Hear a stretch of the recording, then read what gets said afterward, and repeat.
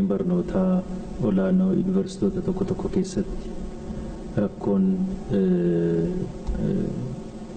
barattoota gidduutti uumamaa akka ture hundi keenya iyyuu hin beekna. Sanarraa ka'uudhaan barattoonni keenya tasgabbaa'anii akka barataniif mootummaan naannoo Oromiyaa fi hawaasni keenya waan danda'u hundaa tasgabbeessuudhaaf tasgabbii guddaadhaan waan baay'ee hojjechaa turee jira. Ittoo kana hojjechaa jirru Yuunivarsiitii Wallaggaa kaampaasii Shaambuu keessatti barattooti lama haala hin taaneen miidhamanii jiru. Kun ta'uun irra hin turre kallattii kamiiniyyuu mootummaan naannoo Oromiyaa gochaawwan akkasii kana hin morma. Waan ta'eef gadda guddaa nutti dhaga'ame carraa kanaan ibsuun barbaada. Ittaansuudhaan dhimmi guddaan Harargee keessatti aanaa Meettaa magaalaa Callanqoo keessatti namoonni keenya jiraataan naannoo sanaa namni 15 rakkina naannoo sanatti dhalate keessatti miidhaan irra qaqqabee jira. Namooti muraasis akkasuma madaa'anii jiru.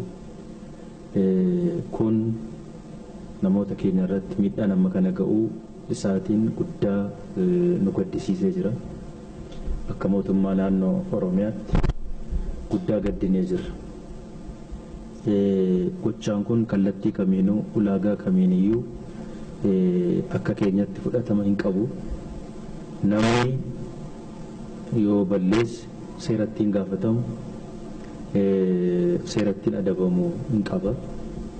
Sana bira darbee gochaan akkasii uummata keenya irratti raawwatamuu isaa hin balaaleffannaa, fudhatama hin qabu.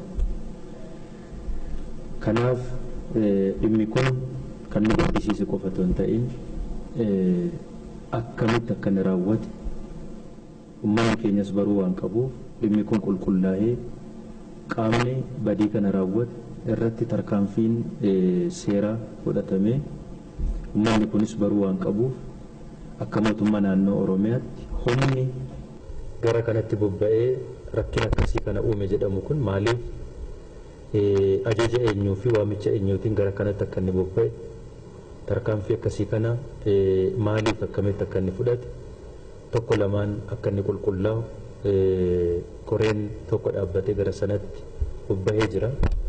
Dabalataanis ija seeraatiinis akkasuma haalli inni itti waliin qabatee ilaalamuu danda'amu atattamaan qulqullaa'u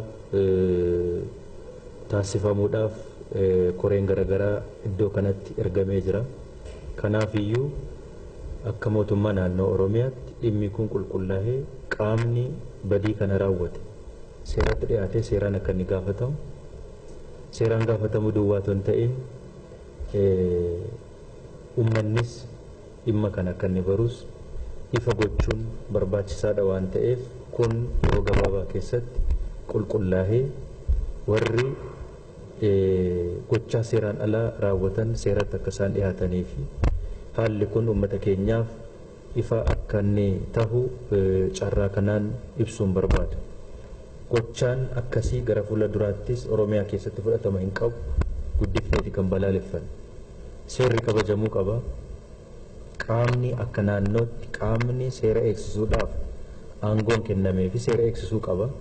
Olaantummaa seeraa eegsisuu danda'utu irra jiraata. Kun yoomiyyuu kan bira darbamuu qabu miti. Haa ta'uti garuu sana bira darbamee uummata nagaa irratti tarkaanfii akkasii fudhachuun Oromiyaa keessatti fudhataman qabu guddaa hin balaaleffanna. Wantoonni akkasiis akka hin dhalannes uummanni keenyas tasgabbaa'ee ilaaf ilaameedhaan wal dhaggeeffatee hojjechuu qaba kan jennu waan akkasiidhaaf waan ta'eef wanti miiraan guutamanii tokko tokko iddoo tokko tokkotti ta'an kun hunda keenya iyyuu hin fayyadani waan ta'eef uummanni keenyas tasgabbaa'ee wal dhaggeeffatee waan hojjechuu qabu hojiisaa akka inni itti hojjechuu danda'u uumuun barbaachisaadha waan ta'eef keessumaayyuu immoo dargaggeessi keenya barataan keenya tasgabbiidhaan seera eegee hojjechuun baay'ee barbaachisaadha. Ammas keessumaayyuu barattoonni keenya yuunivarsiitii keessa jiran gochaan kallattii kamiin iyyuu haa ta'u kallattii kamiin sabummaadhaan nama adda baasanii dhiigaan nama adda baasanii tarkaanfii fudhatamu akka mootummaa naannoo Oromiyaatti hin balaaleffanne kun sirrii miti. Barattoonni keenyas waan akkasiirraatii qusachuun of eeggachuun baay'ee barbaachisaadha. Kun kallattii kamiin iyyuu uummata keenya hin fayyadu, nuunis nu fayyadu. Waan hojjechuudhaaf itti jirru kanas hin balleessa malee karaa kamiin iyyuu gargaaruu hin danda'u, deeggaruu hin danda'u.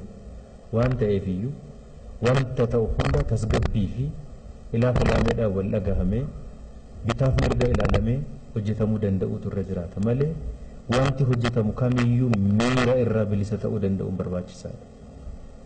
Wanti miiraan hojjetamu bu'aansaa gaarii miti. Ammas irra deddeebinee uummata keenyas haa ta'u barataa keenya dargaggeessa keenya kan gorsinu wanta ta'u hunda wanta taasisnu wanta hojjennu hunda miira irraa bilisa taanee miiraan guutamnee hojjechuurraa bilisa taanee waan hojjennu sana itti yaannee hojjechuu danda'uun barbaachisaadha. Wanti miiraan hojjetamu bu'aansaa yoomiyyuu gaarii miti. Waan hundi keenya hojjennus nu jalaa balleessa malee gargaaruu hin danda'u, deeggaruu hin danda'u wanti akkasii. Waan ta'eef uummanni keenyas dargaggeessi keenyas barataan keenya yuunivarsiitii keessa jirus tasgabbaa'ee dhimma mataasaa itti yaadee tasgabbiidhaan hojjechuun baay'ee barbaachisaadha. Yoo kana ta'uu baate rakkinni adda addaa bakka adda addaatti nu mudachuun isaan oolu. Kisaaraan taaneef badeenis hin taaneef saaxilamuun keenya hin oolu. Yoo rakkoo keessa gallu immoo gadduun keenya hin oolu. Gadduu keenyaan duratti rakkoo keessa galuu keenyaan duratti of eeggannoo taasisnu hundaa taasisne waan hojjennu immoo itti yaannee itti mari'annee itti walii gallee bitaaf mirga ilaallee hojjechuun baay'ee barbaachisaadha. Bakka adda addaatti harka keenyaa ba'anii uummata keenya irrattis haa ta'u nama keenya irratti wanti miidhaa geessisaa jiru nu rakkisaa jiru waan miiraan hojjetamu kana bakka adda addaatti waan ta'eef dargaggeessi keenya waan akkasii kana wal gargaaree to'achuun dura dhaabbachuun barbaachisaadha. Wanti ta'u hunduu mariidhaan ta'uu danda'utu irra jiraata. Wanti ta'u hunduu bishinaan wal dhaggeeffachuudhaan hojjetamuu ta'u irra jiraata. Waan ta'eef ani carraa kanaan barattoota keenya yuunivarsiitii keessa jiranis haa ta'u dargaggeessa keenyaafis haa ta'u uummata keenyaaf waa hundaayyuu waliin mari'annee wal obsaan wal dhaggeeffachuudhaan hojjechuun baay'ee barbaachisaadha. Waan ta'eef kana taasisuu danda'utu nurra jiraata. Yoo kana ta'uu baate rakkoo baay'eedhaaf saaxilamna. Uummanni keenyas hin saaxilamna. Wanti nuyi in hojjenna jennee jijjiirama finnaa misoomaanis haa ta'u maaliin jennee yaadnu kun yeroo gabaabaa keessatti nu jalaa fashalaa'uu danda'a waan ta'eef obsaaf bifa bishina qabuun hojjechuun baay'ee barbaachisaadha.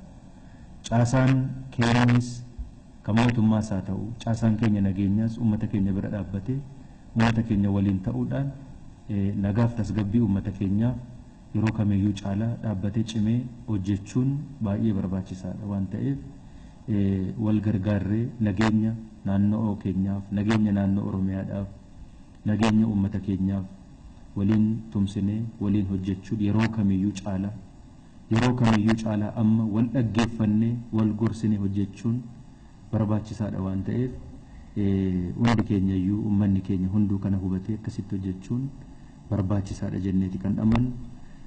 Kana bira darbee uummanni keenya itoo miidhamuu mootummaan naannoo Oromiyaa taa'ee ilaalees hin beeku. Ammas taa'ee ilaalaa hin jiru. Waan humni mootummaa naannoo Oromiyaa danda'u hunda uummata keenya bira dhaabbatee taasisaa turee jira, taasisaas jira.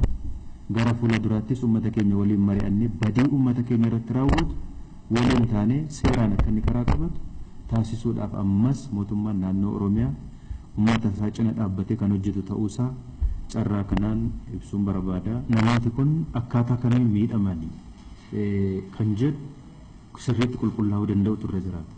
Uummataaf illee ifa ta'uu danda'utu irra jiraata. Haa qulqulleessinu jennus kana uummata miidhame kun itoo maal godhuti eessatti eenyuun kan jedhu ifa ta'uu danda'utu irra jiraata.